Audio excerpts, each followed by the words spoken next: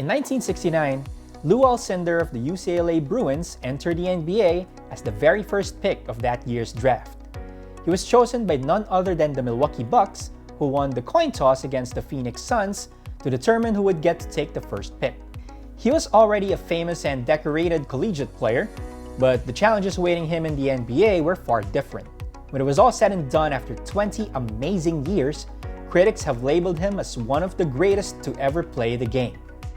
Now better known as Kareem Abdul-Jabbar after converting to Islam, he is one of the most revered icons in the NBA. His career is nothing short of legendary. What were his achievements that date back to his days in the NCAA? What are his milestones and contributions to revolutionize the game of basketball? How do his accomplishments compare with that of others? Are those enough to recognize him as the greatest of all time? Welcome to our exciting The Greatest series, guys. This is Chip from Game High, and we'll focus on the career of Kareem Abdul-Jabbar from the Milwaukee Bucks to the Showtime Lakers, his achievements, accomplishments, and career milestones, and leading us to answer the question, is he the greatest of all time? Be sure to like, share, and subscribe for you to be updated with what we're going to show, especially with this series that we have. Even before the NBA, the then-named Lou Alcindor has already made some noise, leading the UCLA Bruins to 3 straight national titles. He was the subject of a tug-of-war by 3 institutions in American basketball: the Harlem Globetrotters, the American Basketball Association, or ABA, and of course the NBA. He chose to be with the latter, and in the very first year, he led the Bucks to a 56-26 record. Alcindor also won the Rookie of the Year. The following year, he was named Most Valuable Player in the league and led the 4-year-old franchise of Milwaukee to the championship, sweeping the Baltimore Bullets. He averaged 27 points in the series and was adjudged Finals MVP. It was soon after winning the championship that he wanted to be publicly known by his Muslim name, Kareem Abdul-Jabbar. He displayed moves and shot-making abilities never before seen in the NBA. This allowed him to become a force to reckon with for the next 20 years. In 1972 and 1974, he was named League MVP again, and by this time, he had won 2 scoring titles. In 1975, he transferred to the Los Angeles Lakers, helping the team become a contender after the departure of another giant in Wilt Chamberlain, as well as Mr. Clutch Jerry West. His presence allowed the Lakers to compete, and in 1977, they just fell short of reaching the championship, falling against the Portland Trail Blazers led by fellow UCLA alum Bill Walton. Despite the lack of championship success, he bagged 2 MVPs yet again, in 1976 and in 1977. Only in his 8th year in the league, he has won already a total of 5 MVPs. For most NBA players, that would have been the pinnacle of their careers and would start descending after reaching the top. Abdul-Jabbar, however, was only still halfway. So much success and achievements were still waiting for him. The Lakers drafting Magic Johnson forever altered the face of the franchise. With Magic manning the point, Kareem had the player that perfectly complemented his basketball talent, much like how the Big O Oscar Robertson was to him back in his days in Milwaukee. In 1980, Kareem won his 6th MVP, and despite not playing in Game 6 of the NBA Finals against the Philadelphia 76ers, he was truly instrumental in helping the Lakers with their title run. Abdul-Jabbar, at 35 years old, still averaged nearly 24 points a game, almost 9 rebounds, and merely 3 blocks in 35 minutes of play when the Lakers won the chip in 1982. In 1983 and in 1984, he averaged 27 and 23 points respectively, though the Lakers lost in the finals. In 1985, Kareem and the Lakers got their revenge against the Boston Celtics. At the age of 38, he turned back the hands of time in that series. After being blown out in Game 1, he led the charge in Game 2 by scoring 30 points, tying the series at 1 game apiece.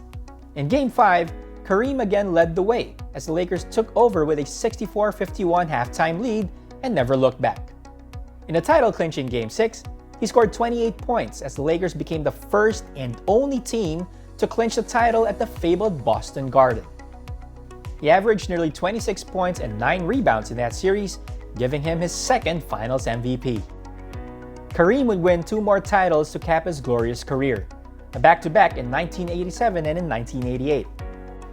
During Game 6 of the 1987 NBA Finals against the Celtics, he scored 32 points to clinch again the title for the Lakers, Kareem's 5th in his career. In the 1988 NBA Finals, a new nemesis emerged from the East, the bad boys with the Detroit Pistons. The Pistons gave Abdul-Jabbar and the Lakers everything they could handle and were only seconds away from winning the title in Game 6 when Kareem saved the day for LA.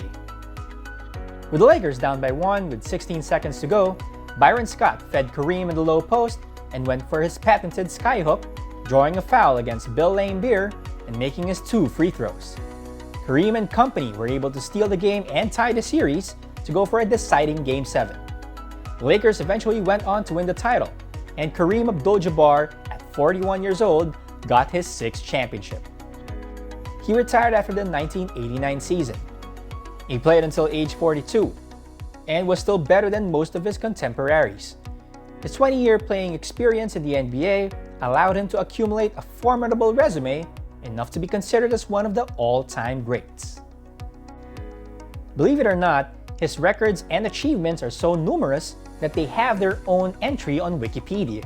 Though some may claim that most of it is trivial, like minutes played and all those stuff, Kareem has established personal records that will easily put to shame the achievements of other Hall of Famers, even those who are in contention for the greatest of all time. In summary, Kareem won Rookie of the Year, collected 6 titles, and received 6 MVPs throughout his career. These go along with 2 scoring titles and 2 Finals MVPs. He has established records in rebounding, both season and playoff averages. He was one of the best shot blockers ever in the league and has led the NBA in blocks 4 times. Kareem was also selected in the All-NBA team 15 times in his entire career. It is true that most of his records were already broken, but rarely will you ever see a player accumulating so many records and milestones like Kareem. His name is present in most categories, and whatever that category you may have in mind, most likely Abdul-Jabbar was among those at the top. Scoring, of course, is the ultimate basketball statistic. On April 5, 1984, in a game against the Utah Jazz with more than 8 minutes remaining, Kareem scored his 31,420th point, breaking the then all-time scoring record established by Wilt Chamberlain. Since that time, he has been alone in the top. His 38,387 career points still stand tall, more than 30 years after he retired. Isaiah Thomas, who played against him, said that if statistics were the only consideration, he's easily the greatest of all time. You may or may not agree with Zeke, but even if we look at the other intangibles, you can still make the case for Kareem to be one of the greatest, if not the greatest of all time. As a player, Kareem was one of a kind.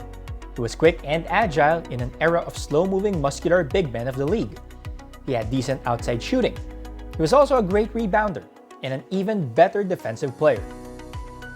He may be the first prototype of centers of the modern era, one who had a bit of everything. He can dribble, pass, and bring down the ball when needed.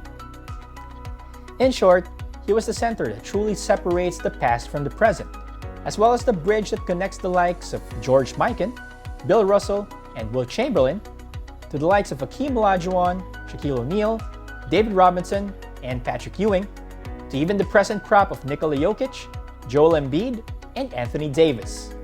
Whew, that was a lot. Well, his resume and achievements, however, stand out among the rest. In his college years, he was so dominating that the NCAA once enforced a rule prohibiting dunks, all because he was that unstoppable, believe it or not. It was probably during those moments that he created the perfect weapon in his arsenal, one that was truly effective, unchecked, and unstoppable, and yet has become a lost art in the present era, the sky hook. No one has perfected that type of shot. That players use the watered-down hook shot instead. He delivered a title to Milwaukee in its early years, became the cornerstone in the rebuilding Lakers, and made the proud franchise a contender for the next 14 years. And he won his 6 MVPs at a time when the NBA was considered to be at its most competitive. No team has ever won back-to-back titles, especially in the 1970s. Though credit must be given to Magic and Big Game James Worthy For the Lakers dynasty, he was the true anchor of the ship. Yes, it was Magic who was running the show, but Kareem served as a pivot from which everything revolves. When he retired after the 1989 season, the Showtime Lakers soon came to an end. Others may argue that he never had his defining moment, the way Michael Jordan, Kobe Bryant, and LeBron James had, that he may never be clutch like the three. But he was so dominating that he did not need to do so to have that very moment. The idea that one needs to be clutch to be considered great must apply to all. But some are truly transcendental, that the usual parameters of greatness will not apply to them.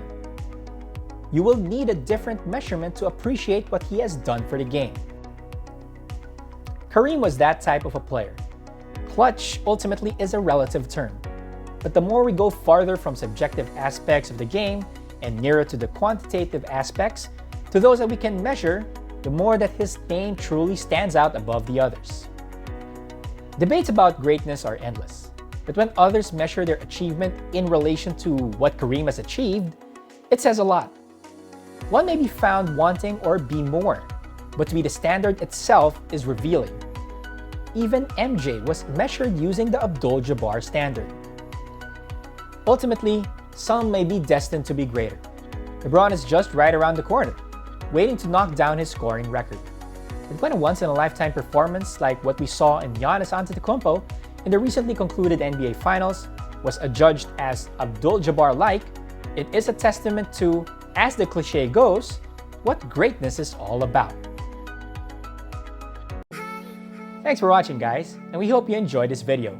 Be updated with our next episode of the Greatest series by subscribing and ringing the bell. Don't forget to like, share, and comment.